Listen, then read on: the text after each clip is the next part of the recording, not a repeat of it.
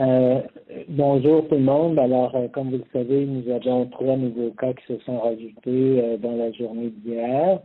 Ce sont tous des cas que nous avions déjà contactés parce que c'était des contacts de personnes qui avaient déjà été infectées dans le cadre de l'épisode de notre éclosion au manoir.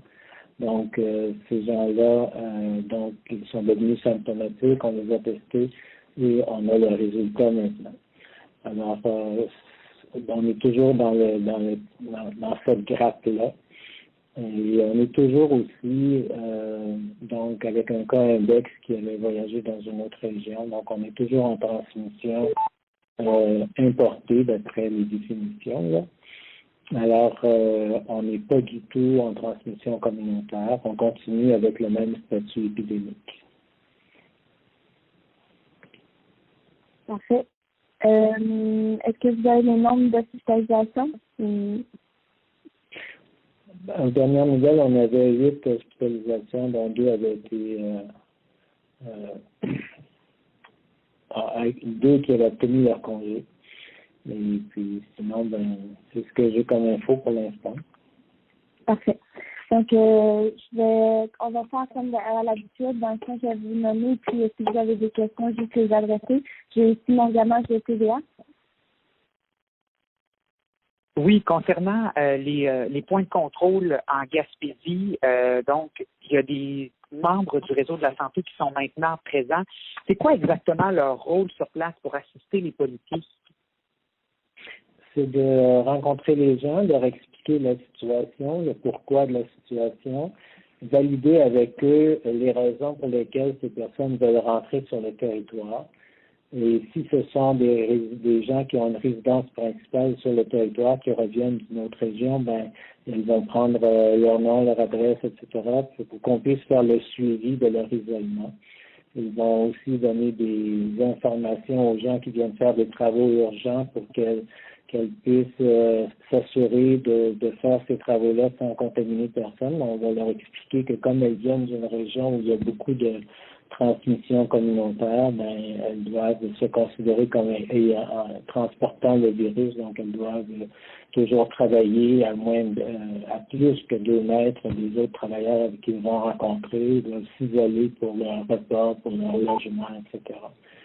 Alors, c'est toutes ces informations-là qui sont contenues dans en fait, on a tout écrit ces consignes-là dans une ordonnance finalement de santé publique qui a commencé à distribuer aujourd'hui et qui récapitule l'ensemble des mesures qu'on vous a annoncées depuis quelques jours dans le contexte de la restriction de la circulation dans la région. Merci beaucoup. Merci. Jean-Denis Lafernière, CVR. Mes questions ont été répondues. Parfait. Nelson Sergei, si je compte bien, on a 41 cas actuellement, moins les 24 initiaux au manoir du Havre, moins l'infirmière qui a été affectée, moins les 3 autres cas d'aujourd'hui. Ça nous fait donc 14 cas qui n'ont pas de rapport avec le manoir du Havre. Est-ce que, quand vous regardez la situation, est-ce que vous êtes rassuré du peu de cas qui circulent en Gaspésie actuellement? Oui, ça veut dire que les mesures qu'on met en place, le respect des consignes par la plupart des gens fonctionne et ça nous donne encore plus envie de continuer dans le même sens. Et donc, on va continuer à renforcer nos mesures qu'on a mises en place, que les temps de contrôle sont de plus en plus efficaces. Et on espère maintenir très longtemps ce bon niveau de contamination. Merci. Jacinthe Leclerc, BFM. Simplement pour vérifier, il n'y a personne en soins intensifs. Il y a seulement le cas index qui a été hospitalisé en soins intensifs et à ma connaissance, elle en serait sortie, mais je ne suis pas certain étant donné qu'elle est à Québec et puis évidemment, ce sont des éléments cliniques qu'on ne suit pas nécessairement directement nous-mêmes. Merci. Julie Drapeau, CFM. Pour M. Bonnet-Dubé.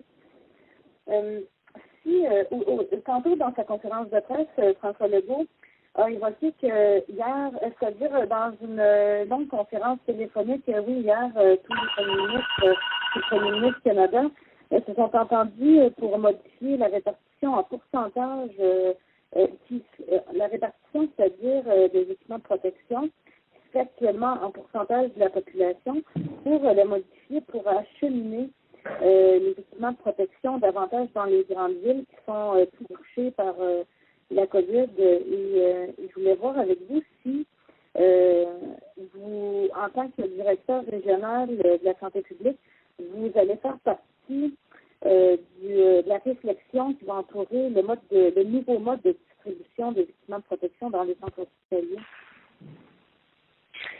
Je pense que, honnêtement, j'en ai pas encore entendu parler, donc je ne fais pas partie certainement de la réflexion actuellement.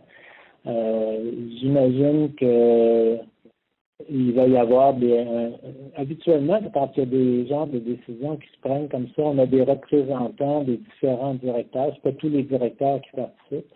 Alors, j'imagine qu'il y aura des représentants des directeurs des 8 régions qui ont été qui ont fait l'objet de l'arrêté ministériel, et puis des directeurs des grandes régions, puis il y aura tous les gens qui gèrent au jour le jour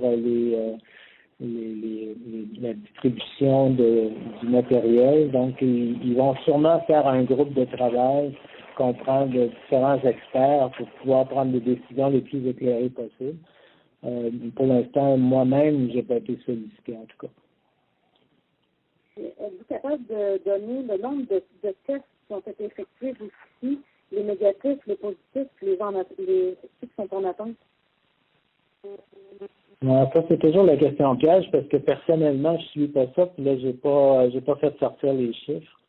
Ça fait que peut-être que ce que je pourrais faire, c'est donner l'information à Clémence tout à l'heure, qui pourrait vous la renvoyer par courriel. Donc, si je peux aller, oui, certainement, je ne sais pas pour vous piéger.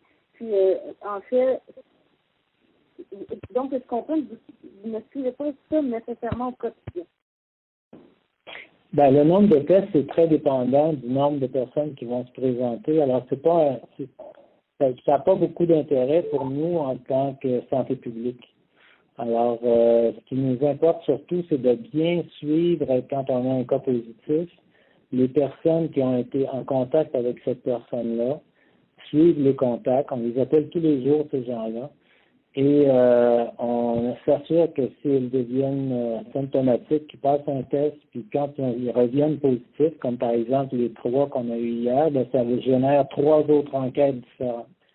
Et dans chacune des enquêtes, on reprend l'information du cas qui est devenu positif et on cherche tous ces contacts. On traque systématiquement tous les contacts parce qu'on veut enfermer le virus chez ces personnes-là pour pas qu'il se propage à d'autres personnes. Donc, c'est comme ça qu'on contrôle, on arrive à contrôler l'infection dans la région actuellement. Alors, c'est pour ça que le nombre de tests n'a pas beaucoup d'importance en réalité. D'un point de vue épidémiologique, ça n'est pas un indicateur épidémiologique. Alors, puis les négatifs, sont juste la conséquence de la différence entre le nombre de tests passés et le nombre de tests positifs. Donc, c'est pas aussi important. Vraiment, ce qui est important, c'est de savoir comment évolue la courbe épidémique, et ça, ce sont les tests positifs qui nous les donnent. Merci. Octave Thibault, CHSCT. Oui, M. Bonnet-Vigé, l'équipement ici de protection que vous avez pour la Gaspésie-les-Îles, vous en avez pour combien de jours? Et est-ce que vous avez commencé à recevoir des pièces d'équipement d'entreprises qui ont levé la main et qui se sont portés volontaires pour en donner justement au réseau de la santé? Ça, c'est pas géré au niveau de la santé publique. J'ai pas l'information. Madame Duguay a donné l'information il y a 2 jours, je crois, en disant qu'il y en avait au moins pour une semaine et plus. Donc, mais comment ça évolue au jour le jour, ce sont d'autres services à l'intérieur de chacun des 6, le 6 de la Gaspésie ou le 6 des îles qui s'occupent de ça plus spécifiquement. Merci. Amélie. Oui, bonjour, merci. En fait, ma question a déjà été posée, mais si vous me permettez peut-être de repréciser plutôt le nombre d'hospitalisations en ce moment. J'ai manqué le nombre, si c'est possible pour vous de le répéter. Ben, c'est le même nombre qu'hier. Il y avait 8 personnes qui avaient été hospitalisées, mais 2 ont reçu leur congé. Ça veut dire qu'on aurait 6 personnes hospitalisées dans l'épisode de l'éclosion au manoir. Parfait, merci beaucoup. Yann Riston, TVGAC. Oui, bonjour. Question pour le docteur Bonny-Vigé, bien entendu. On voit de plus en plus de petites entreprises qui sont en train de développer des masques. Est-ce que vous avez des recommandations par rapport à ça? Il y a quelqu'un qui m'a appelé pour me parler de ça. En fait, en général, ça devrait être c'est une belle initiative, je dirais. Mais pour être sûr que les masques sont fabriqués selon les normes, ben il faudrait que tout simplement, je leur ai demandé de regarder du côté du Bureau de normalisation du Québec ou de l'Association des normes du Canada, là. Et puis, il y a aussi l'IRSST, qui est l'Institut de recherche en santé et sécurité du travail, qui sont en mesure de donner à ces fabricants-là quelles normes ils doivent suivre pour que leurs masques correspondent à ce qui est la bonne façon de faire des masques, là, j'imagine.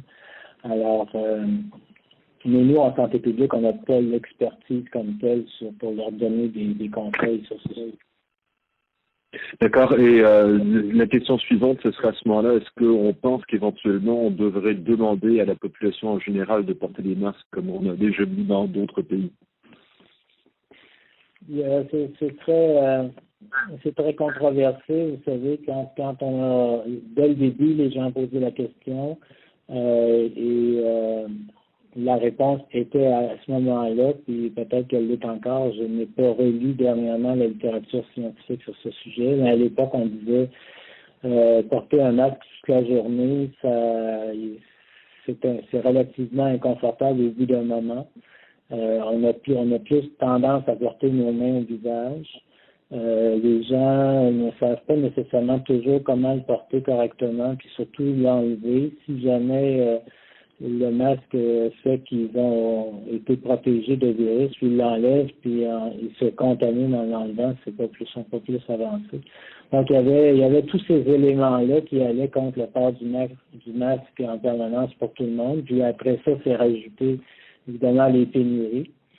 C'est pour ça que pour l'instant, on n'encourage pas le port du masque. On l'encourage essentiellement chez les gens qui sont symptomatiques, les gens qui ont des symptômes et qui doivent rencontrer d'autres mondes.